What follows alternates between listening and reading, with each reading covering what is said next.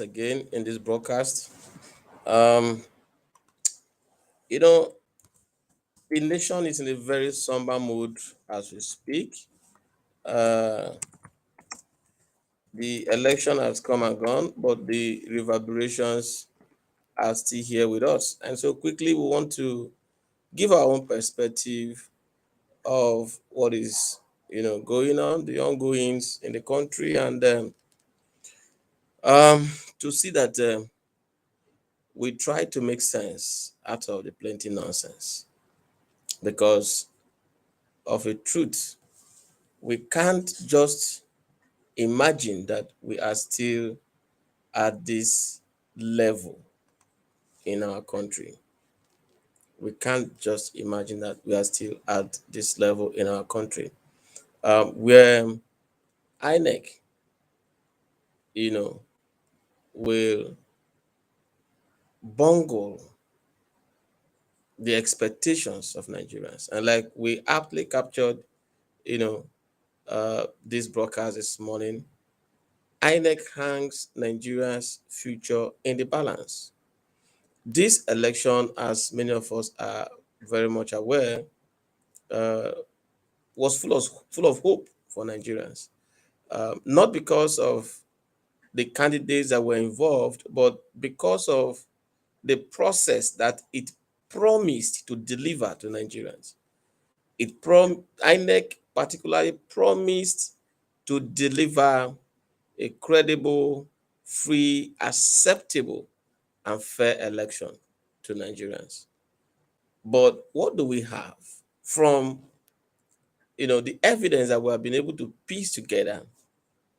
Um, it is very, very fearful, to say the least, that INEC has actually, either by omission, largely by commission, uh, disappointed Nigerians.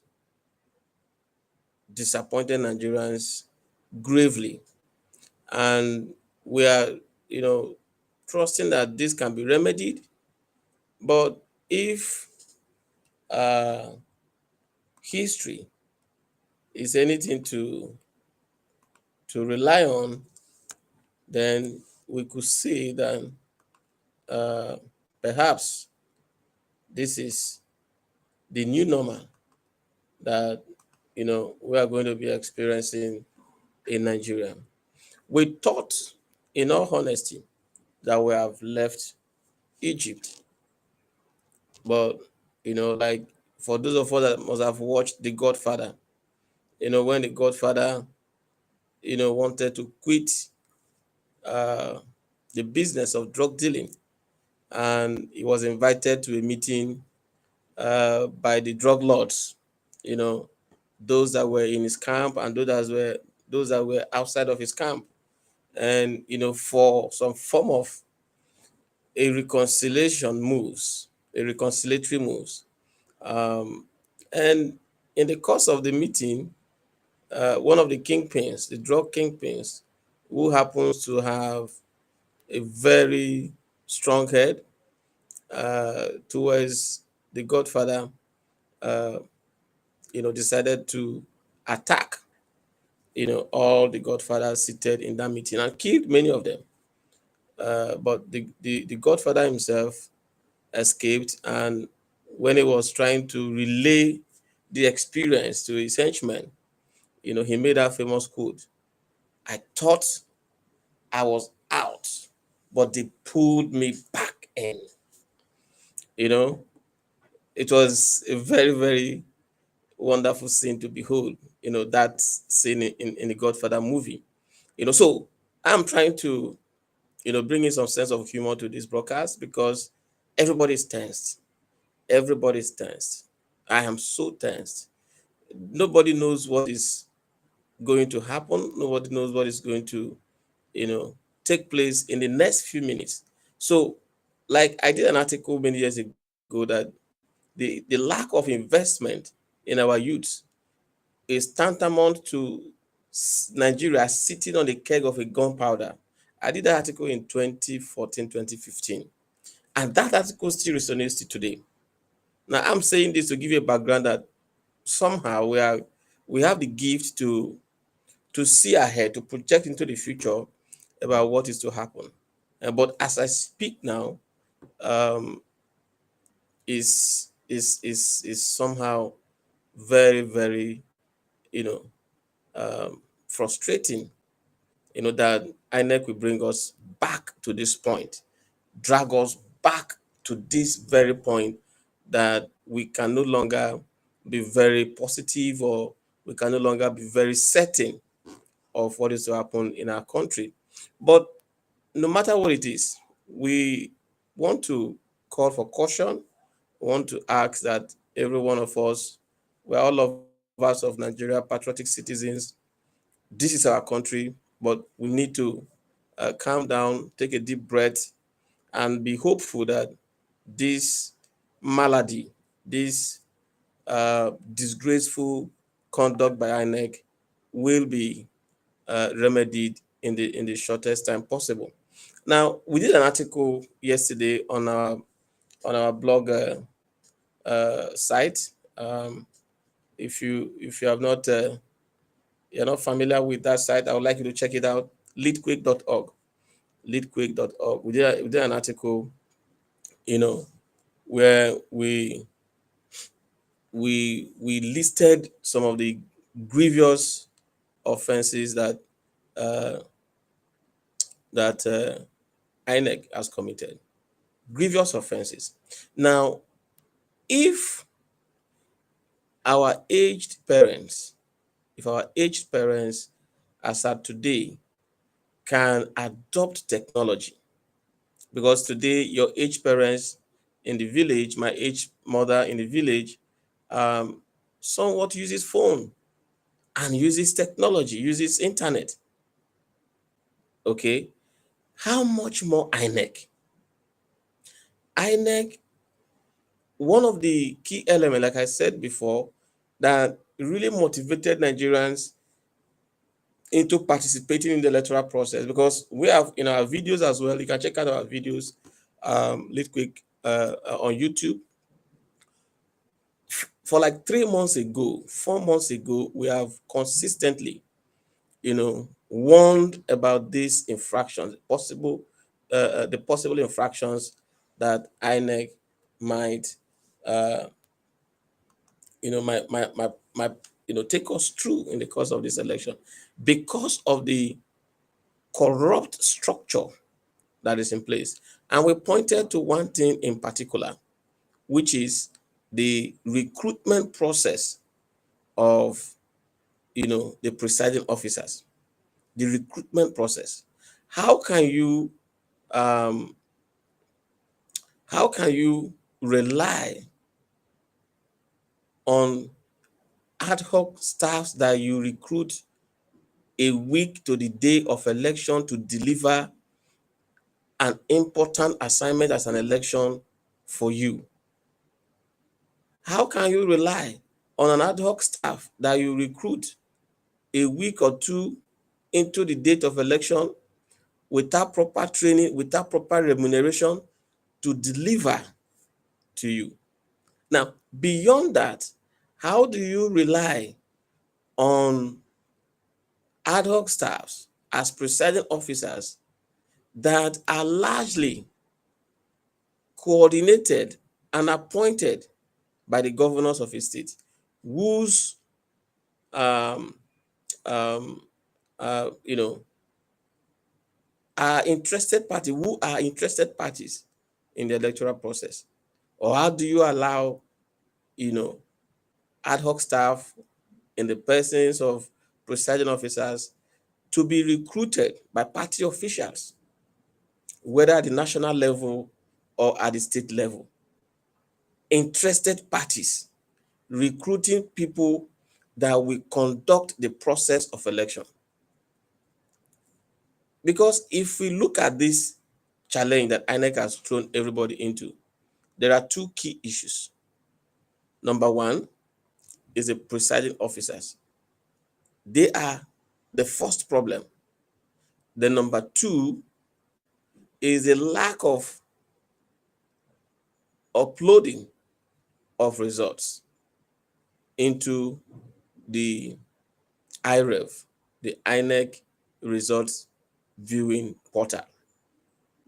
Now, these two key issues are, or rather, were implemented or originated or delivered by the ad hoc staffs, by the presiding officers in particular, because they are the people at the polling unit.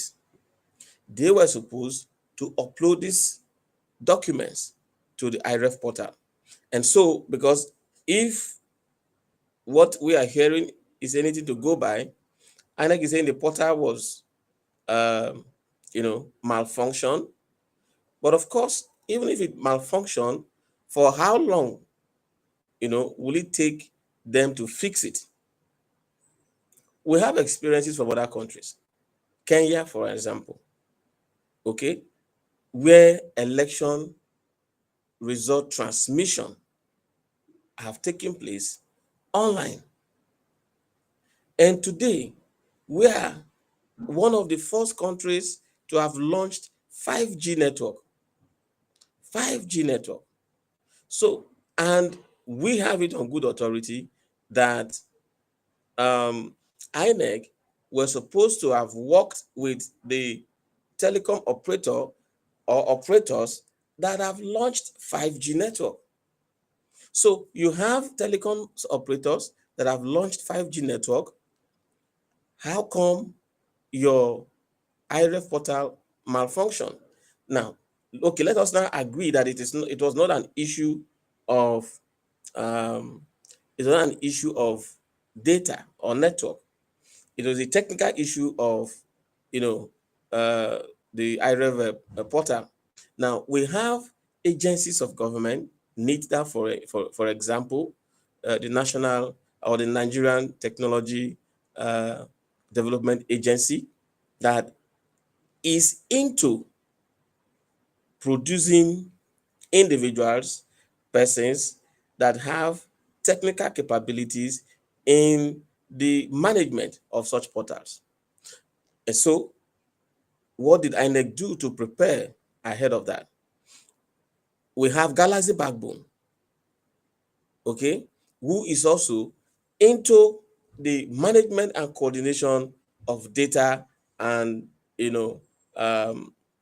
technology advancement in the country. And so we are a people, a nation that is largely considered as the giant of Africa. We are, beyond being a giant of Africa, we are the most populous Black nation in the world.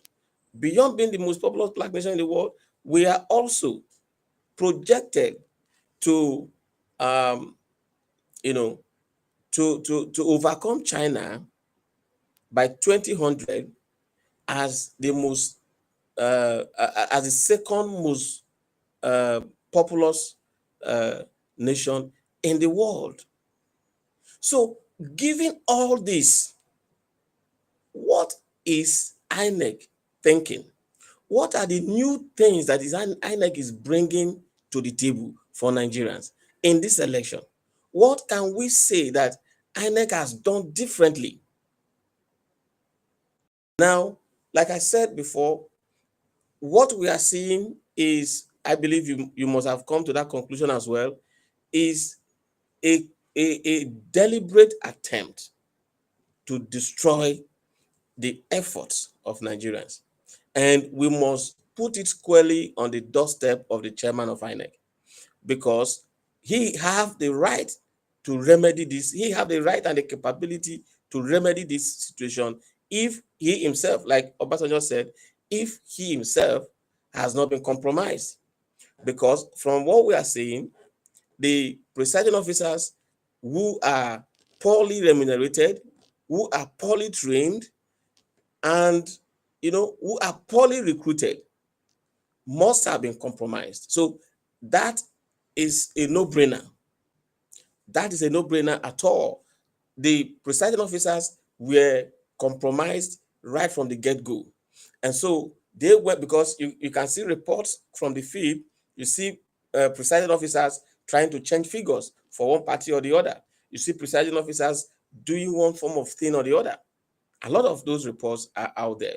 So it is a no-brainer that the presiding officers have or were compromised from the beginning. Now, that is what it is. But the issue for us is we can't conclude at this point that the INEC chairman was compromised. Now, some people were alluding to the fact that the INEC chairman visited uh, Tinubu in Lagos on the 24th of February 2023. But for me, I said that is not true because there is no evidence whatsoever within my disposal that can confirm that that happened. And so we can still, for want of evidence, um, you know, uh, give a benefit of the doubt to the INEC chairman that look, you have not been compromised. You still have your integrity intact. But for us to be able to do that, the INEC chairman must prove to us, must prove to Nigerians that this situation can be remedied. And there are very simple steps to remedy these situations. And I want to refer us to what Obasanjo said. One is that INEC chairman should be able to have a member of his team look into some of these allegations coming from the field quickly. Yes, I recall yesterday he actually mentioned that if there is any evidence of wrongdoing from any polling unit, it should be forwarded to them. I want to call on the parties now to take this opportunity to forward whatever evidence they have to the INEC Coalition Center Secretariat.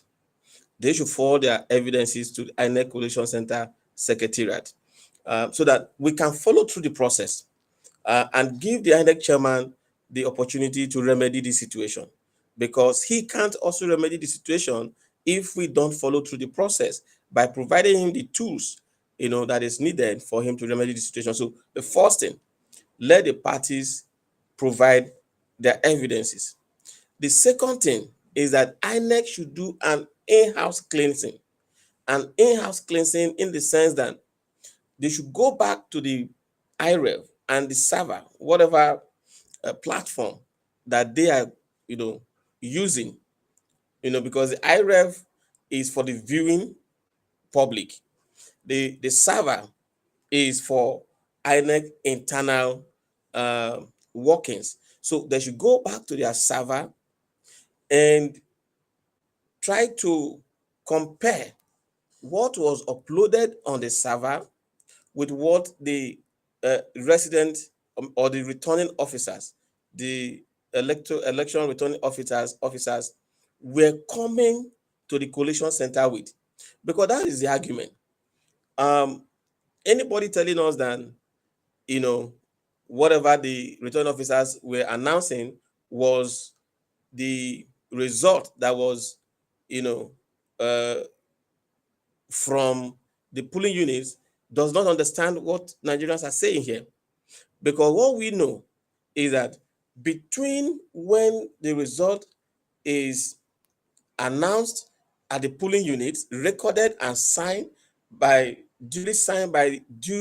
duly appointed party agents, to when the result leaves the polling unit to the ward level, or from the ward level to the local government coalition center, before it is transmitted to the state, within that chain, there is a lot of compromises that can happen.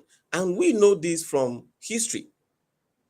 We are people of history. We cannot live without recognizing where we are coming from. We know how it has been in the past. We know where we're coming from, which is politicians normally compromises this process.